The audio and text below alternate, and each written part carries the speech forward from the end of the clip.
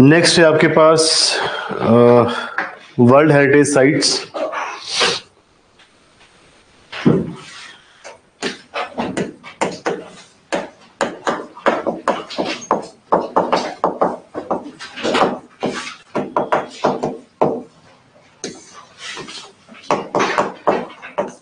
MCQ में कई बार पूछा जाता है एलिमिनेशन के लिए कि कौन कौन सी नेशनल पार्क हैं या वाइल्ड लाइफ सेंचुरीज है जिनको वर्ल्ड हेरिटेज साइट का दर्जा दिया गया है, टाइटल दिया गया है। सो ये यूनेस्को आपकी जो ऑर्गेनाइजेशन है वो वर्ल्ड हेरिटेज साइट का टाइटल देते हैं, और इसमें कुछ एक साइट्स हैं इंडिया की जो कि इंपॉर्टेंट है, आपको याद रखनी है। तो सिंपल आप साइट्स लिखिए एंड देन कंप्लीट करिए। इसमें लिखिए world heritage site title is given bye, आपको अवतार सर ने भेजा था, करोल बाग से हो? हाँ तुसी अवतार सर ने भेजा था, समझ गया। So world heritage site status is given by UNESCO. Title, हाँ, world heritage site title is given by UNESCO based on certain criteria. World Heritage Site title is given by UNESCO based on certain criterias. Based on certain criterias. Certain criterias. Which are for natural as well as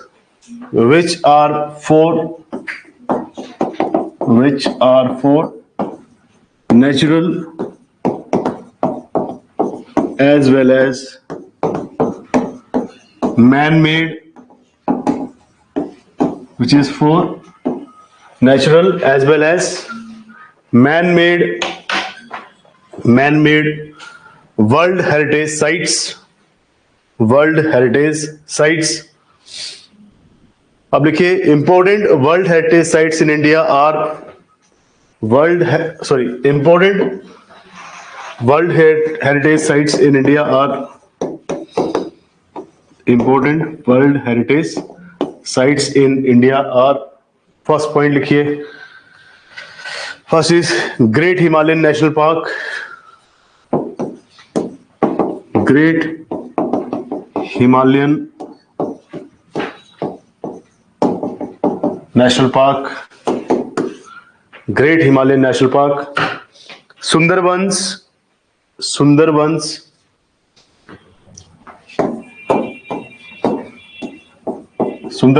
reason जो है ये भी world heritage site इसको grant किया गया है। Third, Nanda Devi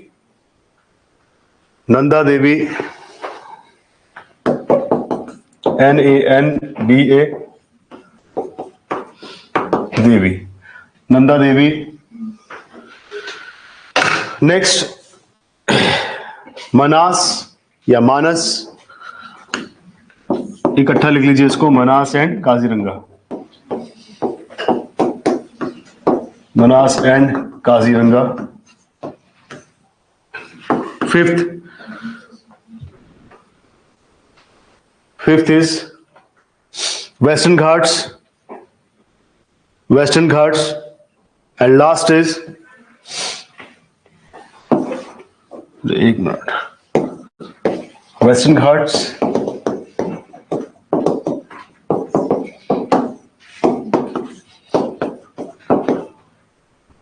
last is Keoladeo Ghana National Park, Keoladeo Ghana National Park.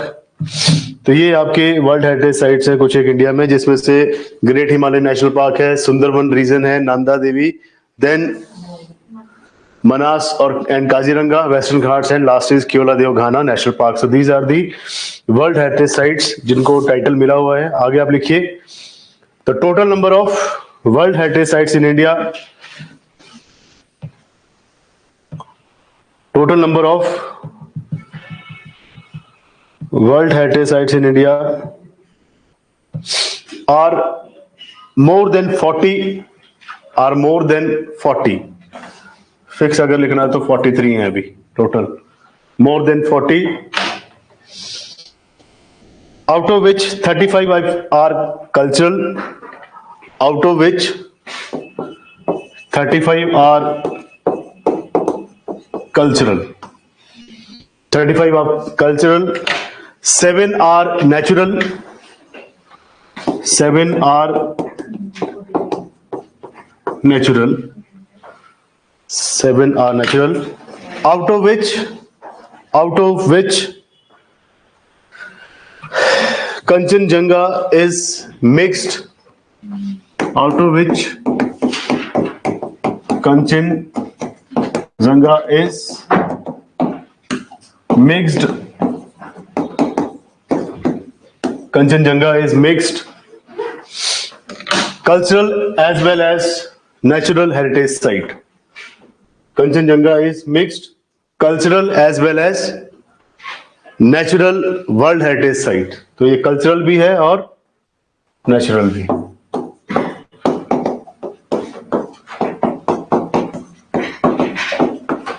तो 7 natural, 33 आपकी, सॉरी 35 आपकी नेचुरल है, सो फिर से उल्टा, 35 cultural, 7 natural and 1 is mixed of both. Next जो कन्वेंशन है that is international treaty, International Treaty on Plant Genetic Resources, International Treaty on Plant Genetic Resources, International Treaty on Plant Genetic Resources for Food and Agricultural.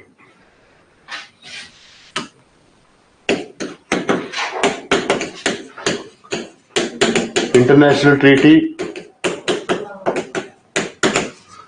on plant genetic resources for food and agriculture. तो ये जो convention है it is totally related to a treaty जहां पे आप plant की जो genetic varieties हैं उनको यूज करेंगे फूड या फिर फूड प्रोसेसिंग इंडस्ट्री के लिए या फिर एग्रीकल्चरल प्रोड्यूस बढ़ाने के लिए, राइट. तो आप इसे फूड प्रोसेसिंग के लिए यूज करेंगे या फिर एग्रीकल्चरल जो आपके क्रॉप्स हैं उनको और ज्यादा डाइवर्सिफाई करने के लिए आप यहाँ पे प्लांट जेनेटिक रिसोर्सेज को यूज करेंगे. तो प्लांट्स के डिफरेंट टाइप की जो जेनेटिक रिसोर्सेज है उनको यूज किया जा रहा है फूड और एग्रीकल्चर के लिए. इसमें लिखिए this treaty was adopted in the year 2001. This treaty was adopted in the year 2001. तो 2001 में इसको अडॉप्ट किया गया था. This treaty was adopted in the year 2001. It is a treaty of UNFAO.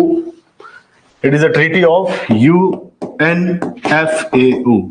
FAO is Food and Agricultural Organization. United Nation Food and Agricultural Organization, उनके साथ इनकी ये ट्रीटी है. नेक्स्ट पॉइंट, इंपॉर्टेंट प्रोविजंस, महत्वपूर्ण प्रावधान क्या किए गए हैं इसमें. So this is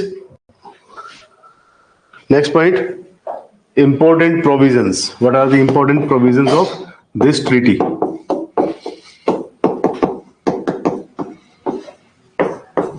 Important provisions.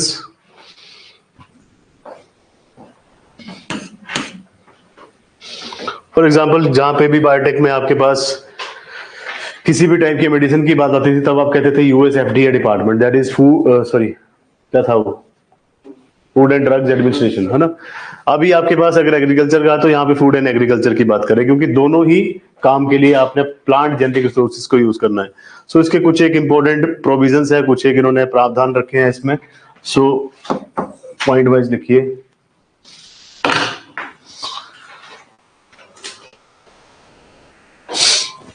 talks about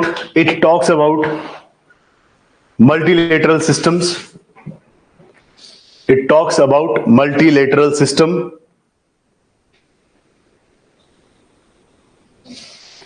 Multilateral system, which places 64 most important crops, which places 64 most important crops, which places 64 most important crops in easily available genetic resources, in easily available genetic resources, easily available genetic resources, which are freely available to the users, which are freely available to the users. तो ये कह रहे हैं कि ये जो multilateral system है, means ये जो कन्वेंशन किया गया है, ये लगभग 64 प्रकार की सबसे महत्वपूर्ण जो आपकी फसलें हैं, क्रॉप्स हैं, उनको अवेलेबल कराता है, उसके जेनेटिक रिसोर्सेज को अवेलेबल कराता है सभी लोगों को, ताकि वो उसे यूज कर सके. सो ये पहला प्रोविजन है. Second, it protects farmer rights, protects farmer rights,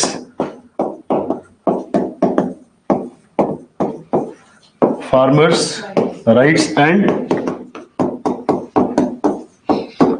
traditional agricultural practices. It protects farmer rights and traditional agricultural practices. तो जितने भी आपके फार्मर्स हैं, किसान हैं, उनके अधिकारों का संरक्षण करता है ये convention.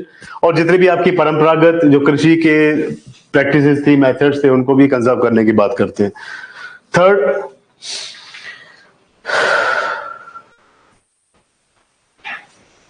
It acknowledges sustainable use of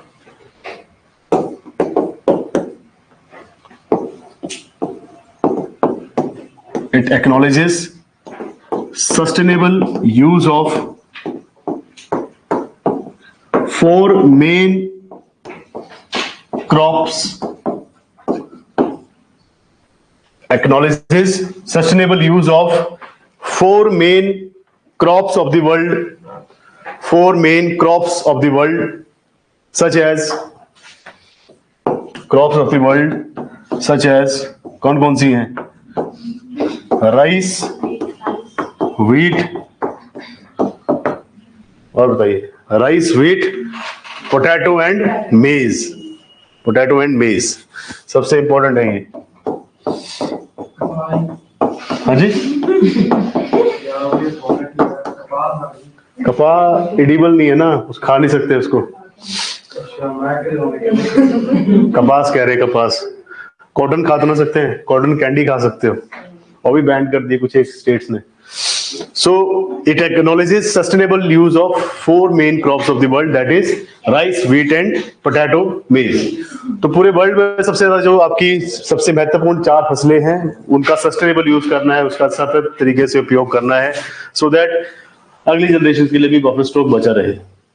और साथ साथ में इनमें कोई भी जेनेटिक मॉडिफिकेशन ऐसी नहीं की जाए so that ये आपकी सॉइल की जो फर्टिलिटी उसको खराब करे, आपके फूड चेन को डिसरप्ट करे, या फिर आपकी जो ये इसमें जितने भी आपके पास न्यूट्रिएंट्स है उनको ये खराब करे. सो इसके ऊपर ज्यादा ये फोकस करते हैं.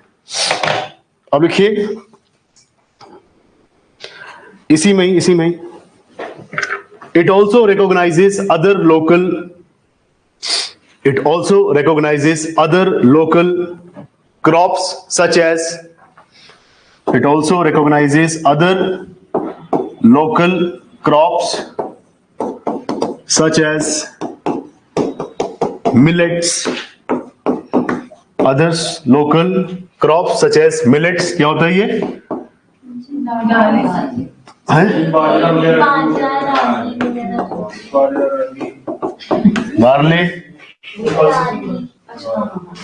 बार्ले, रागी लिख दूं मैं?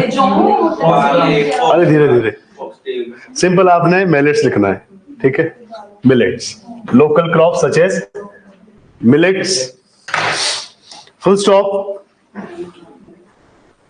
Millets are the most important crop of poor country में लिखिए, poor regions of the world. Millets are the most important crop of poor regions of the world. Millets are the important crops of poor regions of the world.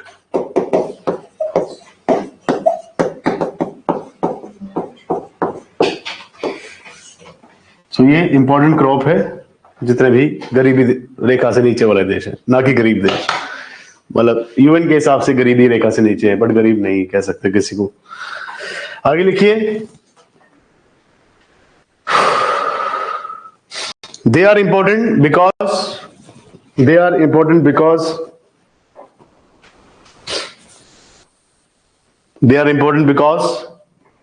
it can help in nutritional security. It can help in nutritional security as well as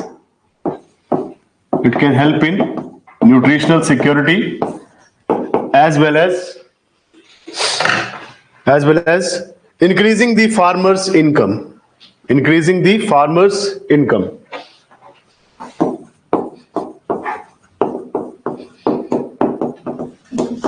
तो कह रहे हैं कि millets जो है ज्यादातर under deserve जो आपके रीजन्स ऑफ द वर्ल्ड है वहां पे उगाया जाता है. ये न्यूट्रिशनल डेफिशिएंसी जो होती है उसको कंप्लीट कर सकता है, मतलब न्यूट्रिशनल सिक्योरिटी वहां पे प्रोवाइड कर सकता है. ऑल्सो फार्मर्स की इनकम को भी बढ़ा सकता है. आगे लिखिए, therefore in the year 2023, in the year 2023, Government of India on the recommendation of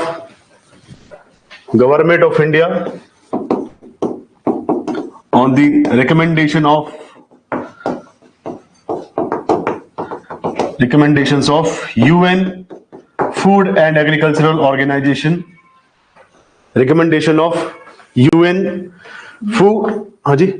UN Food and Agricultural Organization, on the recommendation of UN Food and Agricultural Organization, declared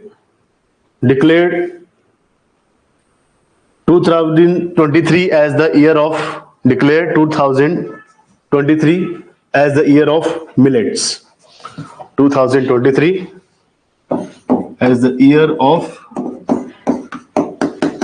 millets. तो हर साल UN जो है अलग अलग अपनी organisations के साथ किसी साल को एक टाइटल देता है. जैसे ईयर ऑफ मिलेट्स आ गया, कई बार कहेंगे year of mathematics, year of chemistry, क्योंकि उस टाइम पे उस साल पे ज्यादा फोकस किया जाएगा उसी चीज के ऊपर. तो मिलेट्स को ज्यादा ये प्रमोट कर रहे हैं क्योंकि ये सब जगह पे अवेलेबल हैं और ये न्यूट्रिशनल डेफिशिएंसी जितनी भी होती है उसको सिक्योर कर सकते हैं डेवलपिंग और लीस्ट डेवलपिंग या फिर अंडर डेवलप्ड रीजन्स में. कितने 3 पॉइंट हो गए. 4th पॉइंट लिखिए. 4th point, it also talks about access and benefit sharing. It also talks about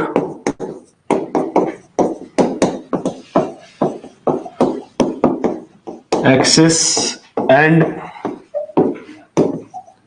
benefit sharing. Access and benefit sharing, which is the fundamental farmer's right. Fundamental farmers' rights.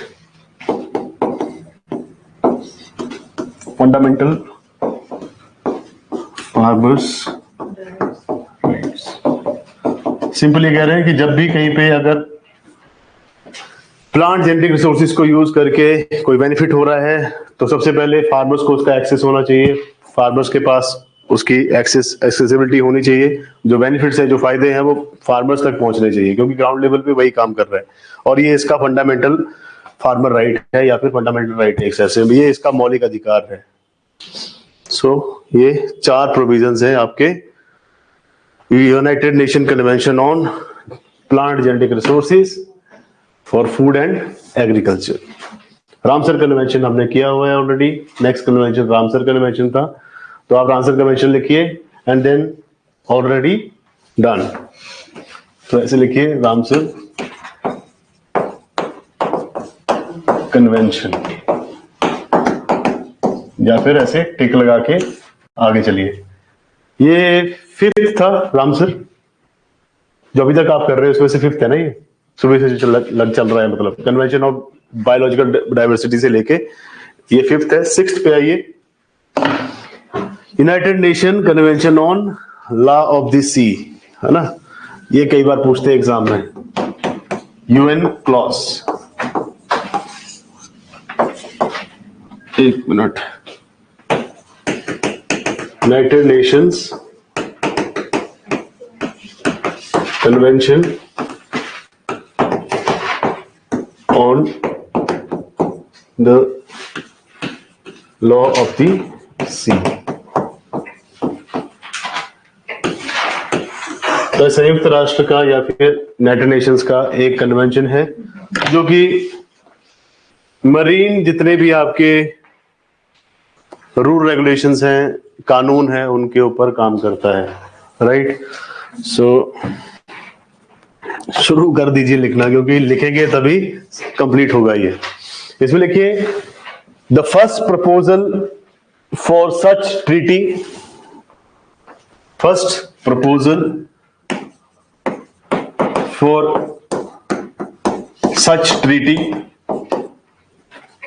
came in 1973. First proposal for such treaty came in 1973. तो पहला जो इसका proposal प्रस्ताव रखा गया इस treaty के लिए वो 1973 में रखा गया। तो पहली बार इसके ऊपर प्रपोजल 1973 में रखा गया। But this treaty came to force, but this treaty came to force in the year 1982.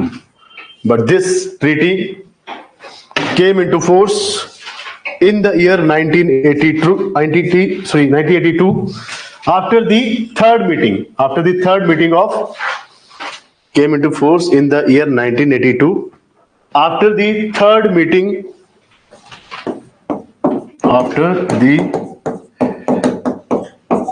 meeting of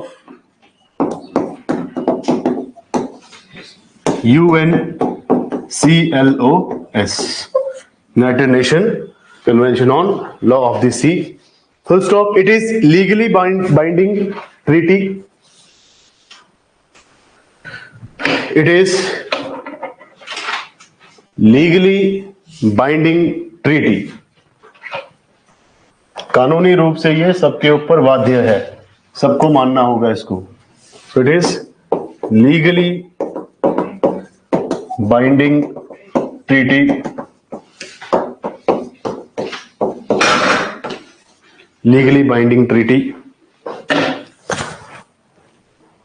which completely came into force in the year 1994. Which completely came into the force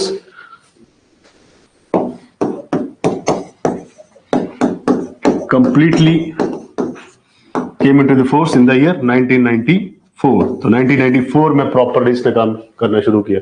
पहले आधे rights थे, आधे नहीं थे। It divides the ocean areas into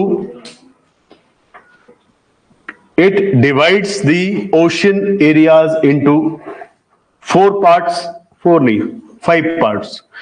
It divides the ocean area into 5 parts.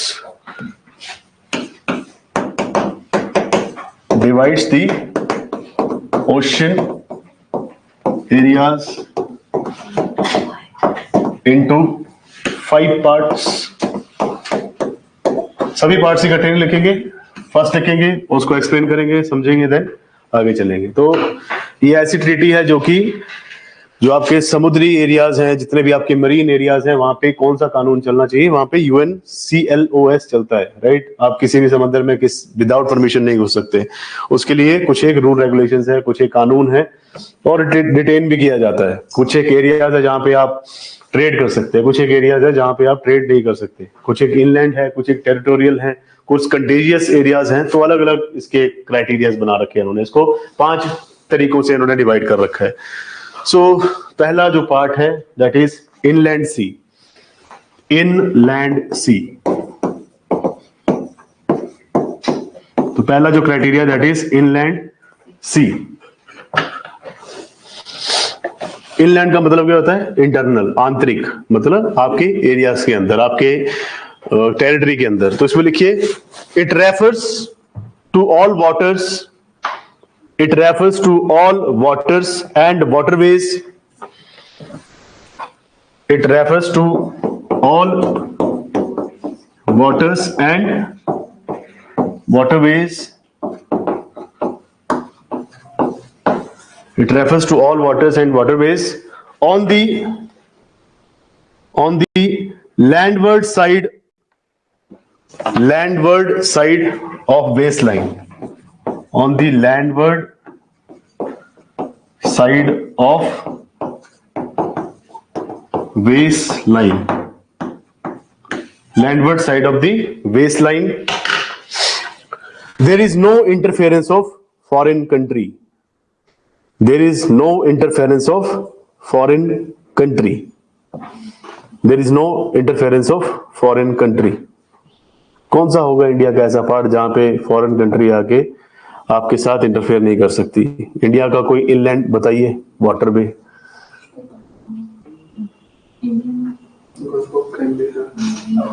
Gulf of Cambay, Sir Creek line आ जाएगी वहां पे, पाकिस्तान का इशू, कोरी क्रीक आ सकता है। और इनलैंड में आप वाटरवे की बात कर रहे थे, जरूरी समंदर होगा, वो कोई लेक भी हो सकती है। डल लेक हमारी लेक है ना, उसको आप कहेंगे कि इनलैंड लेक है, बट आप पैंगोंग सो नहीं कह सकते क्योंकि वो शेयर कर रहे हैं हम, इंडिया और चाइना।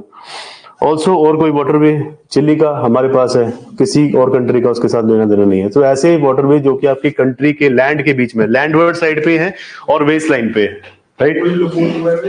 हाँ, लगून लेक भी हो सकती है, कोई एस्चुरी भी हो सकती है, डेल्टा भी हो सकता है, सुंदरवन भी, तो सुंदरवन नहीं आएगा क्योंकि फिर शेयर है। तो इसलिए जो एरिया सिर्फ और सिर्फ आपके पास है और कोई शेयर नहीं करता, और कोई फॉरेन कंट्री का उसके साथ कोई हस्तक्षेप नहीं है, कोई इंटरफेरेंस नहीं है, दैट इज इनलैंड सी या inland waterway.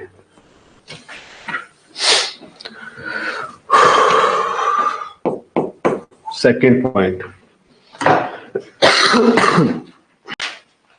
Second, territorial sea. Territorial sea, territorial सी।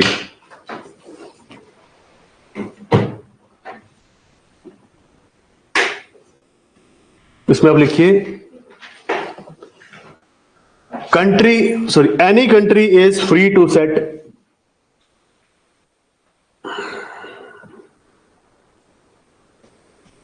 ऐसे लिखे या चेंज करके लिखे? एक मिनट, नोट्स खराब हो गए होंगे आपके अभी, पर मैं इसको सुधार देता हूं सेंटेंस को। अब लिखिए any country is free to set, any country is free to set laws, regulate use and resources, regulate use of resources, ऐसे लिखिए, regulate use of resources. Any country is free to set laws, regulate use of resources, comma, foreign vessel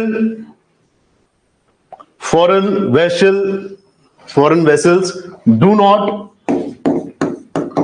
foreign vessels मतलब जहाज, पोत, वाहन, पोत means vessel, Hindi में, pure Hindi में, इतना नहीं समझना है आपको, मतलब सिंपल समझिए, मैरीन कोई भी आपका जहाज, foreign vessels do not have, foreign vessels do not have all the rights except all the rights except right of innocent passage, do not have all the rights except right of innocent passage up to the boundary of 0 to 12 nautical miles, up to the boundary of 0 to 12 nautical miles. Territorial सी का मतलब क्या है कि किसी भी country की territory के साथ लगने वाला समंदर। आपके साथ कौन कौन सा है? इंडियन ओशन है, बे ऑफ बंगाल है, अरेबियन सी है। तो उस एरिया में अगर आपका एरिया पड़ रहा है 0 से 12 नॉटिकल माइल तक का, है ना, यहाँ पे डिस्टेंस नॉटिकल माइल्स में चलता है, ना कि किलोमीटर से। तो अगर आपका कोई एरिया है, फॉर एग्जाम्पल अगर आपका ये एरिया है भारत का, यहाँ पे आपके पास अरेबियन सी है, यहाँ पे इंडियन ओशियन रीजन है और यहाँ पे बे ऑफ बंगाल है, तो आप मान लीजिए यहाँ से लेके यहाँ तक अगर आपका 12 किलोमीटर एरिया, यहाँ तक 12 किलोमीटर एरिया है, तो इस एरिया में अगर कोई भी शिप, कोई भी वेसल यहाँ से क्रॉस कर रहा है, तो उसके लिए आप अपने कानून जो है जारी कर सकते हैं, अपनी तरफ से आप कोई भी लॉ बना सकते हैं, कानून बना सकते हैं। आप यहाँ पे कौन मछली पकड़ेगा, कौन कितने एरिया तक आ सकता है, उसके लिए आप रिसोर्सेज को रेगुलेट कर सकते हैं कि आपके रिसोर्सेज कौन यूज कर सकता है, क्योंकि समंदर में आपके पास फिशेज ही सबसे बड़ा रिसोर्सेज है। इसके अलावा आप सिर्फ एक चीज अलाउ कर सकते हैं कि आपको पीसफुली वहां से जाना है, इनोसेंटली आप उस पैसेज को, उस रास्ते को यूज कर सकते हैं विदाउट मछली पकड़ने के, राइट, विदाउट यहाँ पे कोई आपका जो सिंपल समझिए कोई भी आपका मिलिट्री का कोई भी वेसल है उसको आप यहाँ से नहीं ले जा सकते, पीसफुली ले जाइए, बट बीच में आप कोई हस्तक्षेप नहीं कर सकते। Up to the boundary of 0 to 12 माइल्स, तो मतलब आपके पास 0 से 12 माइल तक का ही एरिया होता है, सारा समंदर आपका नहीं है, समझ गए।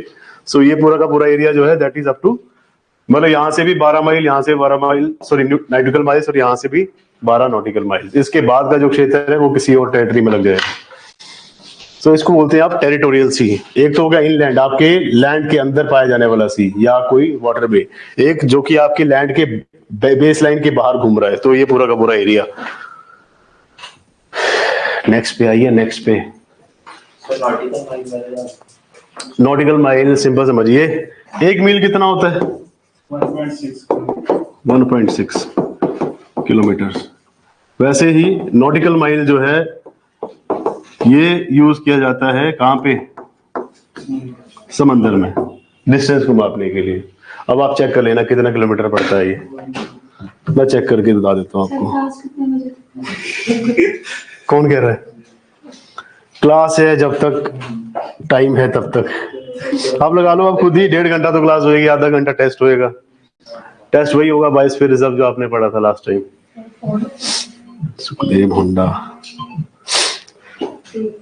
1 नॉटिकल माइल देख रहे तो मुझे 3 बजे तक, हाँ 3 बजे तक, 1 घंटा भी हो रहा है। क्या थक गए हो?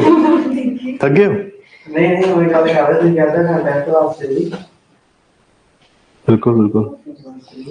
ये होता है 1.85, 3 डिजिट में चाहिए तो इतना डिस्टेंस 1.852 किलोमीटर होता है 1 नॉटिकल माइल। तो आप इसको खुद ही 12 से मल्टीप्लाई कर लीजिए, लग जाएगा पता कितना एरिया है आपके पास।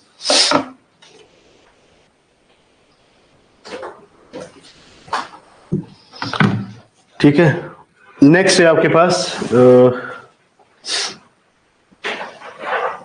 अरे यार 1.852 हाँ 52 1.852 नेक्स्ट है कंटेजियस रीजन, या फिर एक मिनट रुकिए, थर्ड आएगा अभी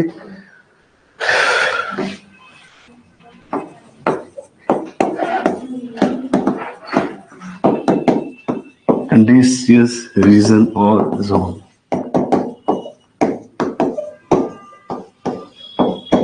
कंटेजियस रीजन और जोन, हाँ जी कुछ कह रहे हैं। नॉटिकल मीन्स समुद्री, है ना। नॉटिकल मीन्स उन्होंने एक शब्द यूज किया है, नॉटिकल माइल। जैसे मील होता है, एक मील 1.6 किलोमीटर, है ना। तो वैसे नॉटिकल इन्होंने शब्द यूज किया है समंदर की गहराई में या समंदर के ऊपर से अगर आप क्रॉस कर रहे हैं। फॉर एग्जाम्पल आप तैर रहे हैं, आपने डंकन पैसेज को क्रॉस कर लिया, आजकल बहुत न्यूज में रहता है ना, हर कोई डंकन पैसेज को क्रॉस करना चाहता है। तो आप बताएंगे कितने नॉटिकल माइल आप, for example Bay of Bengal से छलांग मार दिया आपने पूरी जगन्नाथ से, और आप थोड़ा सा आगे तक तैर के आए, वापस आए, तो आप कैसे बताओगे कितना आप तैरे? तो उसके लिए आप किलोमीटर नहीं यूज करते, वहां पे आप बोलते हैं कि मैं 2 माइल तक या 2 नॉटिकल माइल तक वहां पे आप तैर के आए या ड्रेन होके आए हैं, वो डिपेंड करता है ना। कंटेजियस और रीजन और जोन, ये देखिए इसको इनोसेंट पैसेज के बाद वही है कि कोई भी सबमरीन जो अदर कंट्री की वो नेविगेट कर सकती है आपके रीजन में, बट परमिशन अलाउड है। परमिशन इंडियन मेनलैंड तो बाद जिਵੇਂ निकोबार आ गया, उतो ही 12 नॉटिकल माइल ही होगा। हाँ 12 नॉटिकल माइल, उतना ही डिस्टेंस मिलेगा आपको, उससे ज्यादा नहीं मिलेगा, अदरवाइज हर कोई उसको क्लेम कर लेगा। तभी तो आप देखते नहीं इंडियन ओशन रीजन में साउथ में वो स्ट्रिंग ऑफ पर्ल्स थ्योरी चलती है, हर कोई घूम रहा है वहां पे, है ना। डियागो गार्सिया जो आपका आइलैंड है वो है उसका यूके का है, बड़े उन्होंने रेंट पे ले रखा है, अब वहां पे भी उन्होंने मिलिट्री बेस बना रखा है। नहीं तो अगर इंडियन ओशन कहने से इंडिया के नाम पे नाम रखा गया तो हमारा ही होता सारा, फिर तो मलक्का भी हमारा होता, हॉर्मुज भी हमारा होता। मैं कुछ कह रही जिਵੇਂ निकोबार हाँ अगर आपका निकोबार आइलैंड है तो वहां से भी 12 नॉटिकल माइल से ज्यादा नहीं मिलेगा किसी को भी, ये फिक्स कर दिया उन्होंने, टेरिटरी बना दी है, इससे ज्यादा नहीं मिलेगा। नेक्स्ट है कंटेजियस रीजन और zone. In this country has right to enforce, in this country have in this country have right to enforce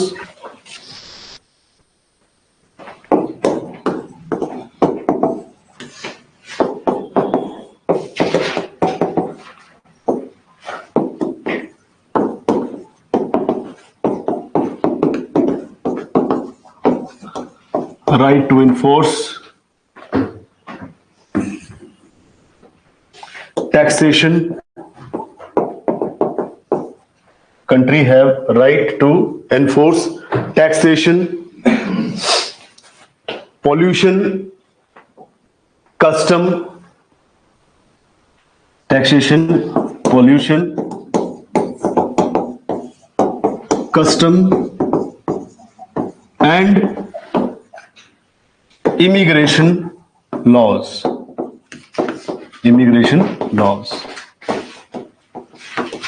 इसमें सिंपली कह रहे हैं कि ये जो कंटेजियस रीजन है, यहाँ पे कंट्री के पास पावर है या फिर अथॉरिटी है that they can enforce tax. उस एरिया में अगर आप जा रहे हैं तो उस एरिया में अगर कोई पोल्यूशन क्रिएट कर रहा है, फॉर एग्जांपल ऑयल स्पिल हो गया, तो उसके ऊपर आप चार्ज लगा सकते हैं, कस्टम ड्यूटी अगर कोई भी इंपोर्ट एक्सपोर्ट हो रहा है, इमिग्रेशन लॉज भी लगा सकते हैं अगर कोई बाहर का इमिग्रेंट आपके कंट्री में टेरिटरी में एंटर कर रहा है तो। सो ये कंटेजियस रीजन है जहां पे कंट्री के ऊपर ये 4 कानून बनाने का अधिकार है।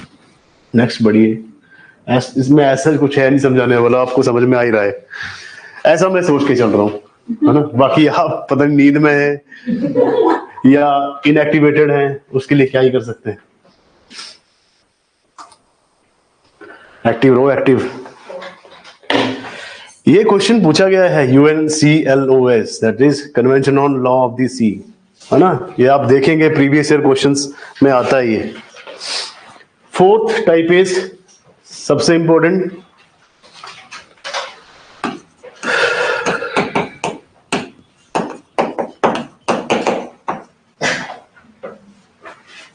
इकोलॉजिकल नहीं आएगा, इकोनॉमिकल आएगा।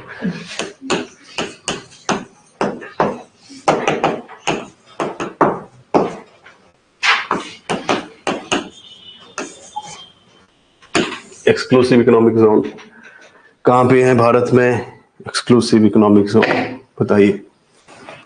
Kandla port, Haldia port, Mumbai JNPT Jawaharlal Nehru port trust है ना, चेन्नई, मुंद्रा, सारे के सारे जितने भी पोर्ट हैं आपके, सबसे इंपॉर्टेंट पोर्ट इस कांडला पोर्ट, गुजरात, जहां पे नजदीक में जामनगर रिफाइनरी जो कि रिलायंस इंडस्ट्री की है और सबसे बड़ी रिफाइनरी है पूरे एशिया की, है ना।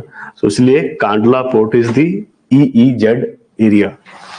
सो यहाँ पे ज्यादातर क्या होगा? इकोनॉमिक एक्टिविटीज होंगी। क्या? ज्यादातर चीजों को आयात निर्यात किया जाएगा, एक्सपोर्ट इंपोर्ट किया जाएगा, पेट्रोल लाया जाएगा, कच्चा तेल लाया जाएगा। So these are the areas, है ना। यहाँ पे कस्टम ड्यूटी हैवी होगी और बहुत सारे आपको प्रिवेंटिव ऑफिसर देखने को मिलेंगे जो कि कस्टम ड्यूटी लगाते हैं। सो लिखिए इसमें, it refers to the area, it refers to the area, ये आप इकोनॉमिक्स में पढ़ेंगे। It refers to the area from territorial sea, it refers to area from territorial sea, from territorial C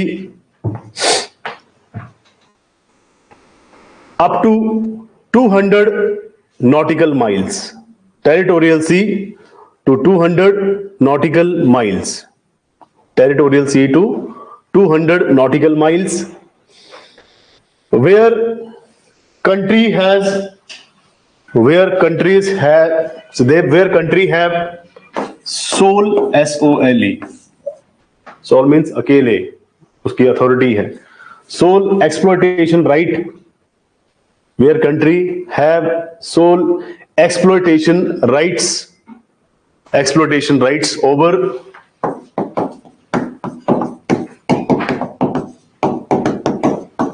exploitation rights over all natural resources such as, all natural resources such as, क्या होगा natural resources यहां पे? Oil और fishes and polymetallic nodules, polymetallic nodules, simple, जितनी भी polymetallic mixture of आपको metals जो मिल रही हैं समंदर के नीचे, इन सभी को आप वहां से एक्सट्रैक्ट कर सकते हैं, आपके पास राइट्स है। So it refers to the area from territorial sea to 200 nautical miles where country have all the, where country have sole exploitation rights over all the natural resources such as oil, fishes and polymetallic nodules. Full stop. In this region, any of the foreign vessel, in this region,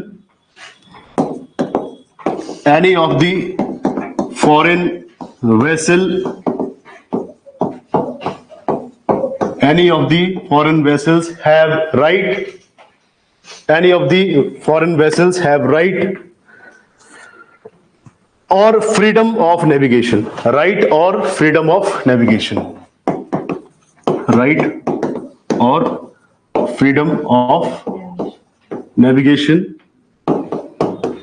तो यहाँ पे कोई भी अगर foreign country का कोई vessel है, जहाज है, चाहे वो मिलिट्री का है, कमर्शियल है, उनको परमिशन लेने की जरूरत नहीं है क्योंकि ये 200 नॉटिकल माइल का एरिया है।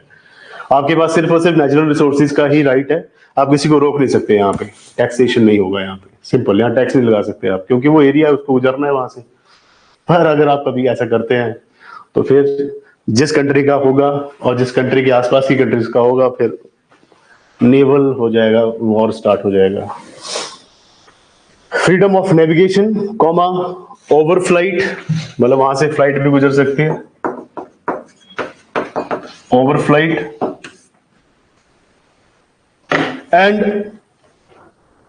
एंड अलाउड टू ले, लिख देता हूं यहां पे, and allowed to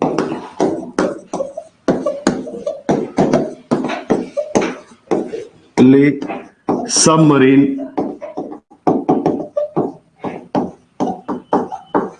cables, lay submarine cables और पाइप्स, केबल्स और pipes. For example you are connected to whole world with internet, कैसे जुड़े हुए हैं? केबल्स, जितनी भी आपकी ऑप्टिकल फाइबर है समंदर के नीचे डाली गई है, वो कनेक्ट कर रहा है आपको पूरे के पूरे वर्ल्ड में। तो किसी को आप रोक नहीं सकते यहाँ पे तारे डालने के लिए, पाइप डालने के लिए। फॉर एग्जाम्पल वो गैस पाइपलाइन भी हो सकती है, या फिर आपकी